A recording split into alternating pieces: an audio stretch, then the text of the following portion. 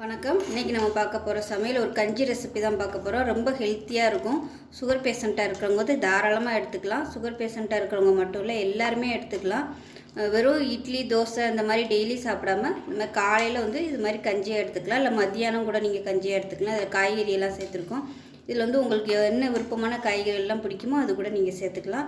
So வாங்க இந்த சிம்பிளான கஞ்சி எப்படி செய்யலாங்கிறத பார்க்கலாம். இப்போ ஒரு பவுல் எடுத்துக்கலாம். இதில் பார்த்திங்கன்னா 1 டம்ளர் அளவுக்கு சாமை அரிசி எடுத்திருக்கேன். 1 டம்ளர் சாமை அரிசிக்கு 1 ஸ்பூன் பார்த்திங்கன்னா ஜீரக சம்பா அரிசி எடுத்திருக்கேன். இது வந்து கொஞ்சம் நல்லா ஃப்ளேவர் கொடுக்கும். இது இருந்தால் சேர்த்துக்கோங்க, இல்லைன்னா விட்டுடலாம். இது வந்து 100 கிராம் அளவு கரெக்டாக இருக்கும். சேர்த்துக்கலாம்.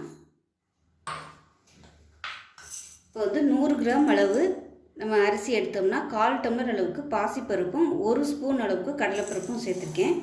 இப்போ இது எல்லாத்தையுமே நல்லா கழுவிட்டு வந்துட்டு பார்க்கலாம்.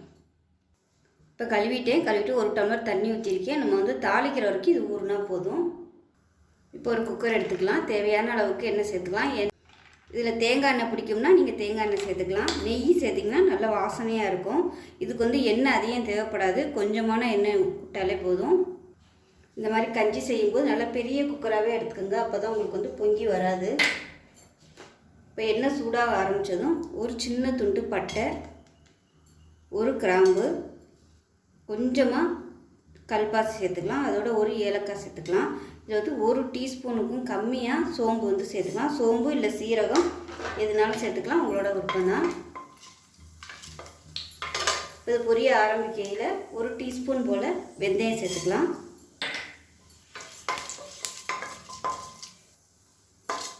இப்போ இது எல்லாமே நல்லா பொரியணும். அதே சமயம் வெந்தயம் வந்து ரொம்ப கருக விட்டுறாதீங்க, மீடியமான ஃப்ளேமில் வச்சுக்கோங்க. இதோட புதினா கொஞ்சம் சேர்த்துக்கலாம்.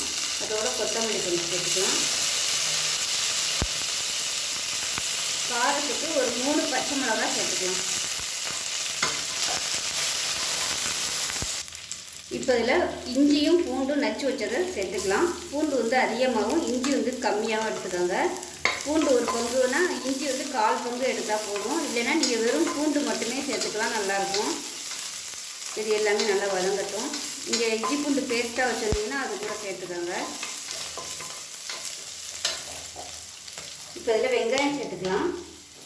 நான் வந்து சின்ன வெங்காயமும் பெரிய வெங்காயமும் கலந்து எடுத்துருக்கேன். சின்ன வெங்காயம் பார்த்திங்கன்னா ஒரு 5 சின்ன வெங்காயம் கட் பண்ணி வச்சுருக்கேன். அதோட மீடியம் சைஸாக ஒரு பெரிய வெங்காயம் நீளமாக கட் பண்ணது அதையும் சேர்த்துக்கலாம். இதை லேசாக வதக்கினா போதும், ரொம்ப வதக்கணும்னு அவசியம் இல்லை. ரொம்ப வதக்கணும்னா உங்களுக்கு கஞ்சியோட கலர் வந்து மாறி போயிடும். அதனால் லேசாக வதக்கினா போதும். பார்த்திங்கன்னா எண்ணெய் பத்தாத மாதிரி தான் இருக்குது. விருப்பம் இருந்தால் நீங்கள் எண்ணெய் சேர்த்துக்கலாம். நான் வந்து சேர்க்கலை, கொஞ்சம் தான் எண்ணெய் விட்டுருக்கேன். இப்போ இதில் கொஞ்சமாக காய்கறி சேர்த்துக்கலாம். ஒரு டேபிள் ஸ்பூன் வர மாதிரி கேரட்டு, 1 டேபிள் ஸ்பூன் வர மாதிரி பீன்ஸு, இதோட மீடியம் சைஸாக ஒரு தக்காளி இந்த மாதிரி கட் பண்ணிக்கோங்க. ரொம்ப பொடியாக கட் பண்ண வேணாம். இப்போ எல்லாமே நல்லா வதங்கிடுச்சு, ரொம்ப வதக்கணும்னு அவசியம் இல்லை. இப்போ இதில் வந்து நம்ம எடுத்துருக்க அளவுக்கு 1 டம்ளருக்கு பார்த்திங்கன்னா நல்லா ஒரு 5லேருந்து 6 கப் தண்ணி ஊற்றலாம். இப்போ வந்து நான் ஒரு 4 டம்ளர் தண்ணி ஊற்றிருக்கேன். ஏன்னா அரிசி வந்து ஊற வைக்கிறதுக்கு 1 டம்ளர் ஊற்றிருக்கேன். அதனால் இப்போ வந்து 4 டம்ளர் ஊற்றிருக்கேன். இப்போ இது கொதிக்கட்டும். உப்பு சேர்த்துக்கலாம். இப்போ தேவையான அளவுக்கு உப்பு சேர்த்துக்கலாம்.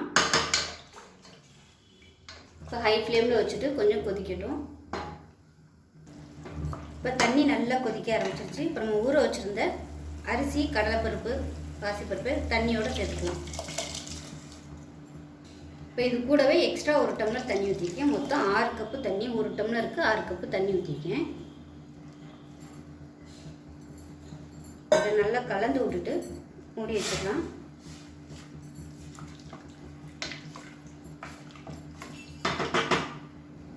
இப்போ இதில் ஒரு 2 சிட்டிகை அளவுக்கு கரம் மசாலா தூள் வந்து சேர்த்துக்கலாம். இது வந்து ஆப்ஷனல் தான், உங்களுக்கு ஃப்ளேவர் பிடிக்கும்னு நினச்சிங்கன்னா சேர்த்துக்கோங்க, இல்லைன்னா விட்டுக்கலாம். இப்போ மூடி வச்சிடலாம். 5 விசில் விட்டுட்டு ஸ்டீம் போனதுக்கப்புறம் பார்க்கலாம். இப்போ பார்த்திங்கன்னா நல்லா ஒரு 5 விசில் விட்டு ஸ்டீம்லாம் போயிடுச்சு. எப்படி இருக்குன்னு பார்க்கலாம். இப்போ பார்த்திங்கன்னா நான் வந்து ஒரு 6 டம்ளர் தண்ணி வச்சேன். 6 டம்ளர் தண்ணி வச்சுமே இது வந்து கெட்டியாக இருக்குது பாருங்கள். இப்போ வந்து நம்ம தண்ணி சுடுதண்ணி வந்து நல்லா கொதிக்க விட்டு இப்போ அந்த தண்ணியை வந்து சேர்த்துக்கலாம். இப்போ தண்ணி நல்லா சூடாக ஆரம்பிச்சிச்சு. கேஸ் ஆன் பண்ணிவிட்டேன். ஆன் பண்ணிவிட்டு இப்போ தேவையான அளவுக்கு தண்ணி சேர்த்துக்கலாம். கலந்துட்டு கொதிக்க ஆரம்பித்ததுக்கப்புறமா ரொம்ப கெட்டியாக இருந்துச்சுன்னா தண்ணி சேர்த்துக்கலாம்.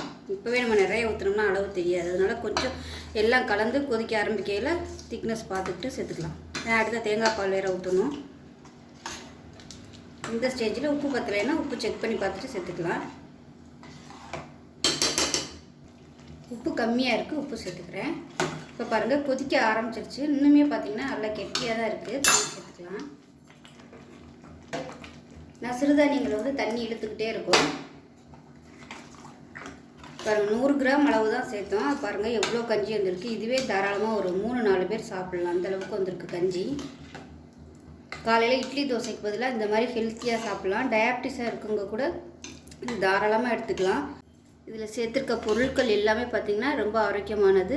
புதினா, கொத்தமல்லி, பூண்டு, இஞ்சி, பருப்பு சேர்த்துருக்கோம். பாசிப்பருப்பு, கடலைப்பருப்பு எல்லாமே சேர்த்துருக்கோம். ஸோ உங்களுக்கு ப்ரோட்டீன் சத்தும் கிடைக்கும், வெஜிடபிளும் சேர்த்துருக்கோம். அதனால் ரொம்பவே ஹெல்த்தியாக இருக்கும். ஸோ டயாபிட்டிஸாக இருக்கிறவங்க கண்டிப்பாக அது வந்து தாராளமாக எவ்வளோ நாளும் எடுத்துக்கலாம். உங்களுக்கு நல்ல வயிறு ஃபில்லிங்காகவும் இருக்கும், நல்ல வாய்க்கு ருசியாகவும் இருக்கும். இப்போ வந்து கொஞ்சம் கொதிக்கட்டும். இப்போ இது நல்லா கொதி வர ஆரம்பிச்சிருச்சு. இப்போ கேஸ் அமர்த்திடலாம். அமர்த்திட்டு தேங்காய் பால் வந்து நல்லா கெட்டியாக எடுத்து வச்சுருக்கேன். இது வந்து ஒரு 150 ml இருக்கும். இதை சேர்த்துக்கலாம்.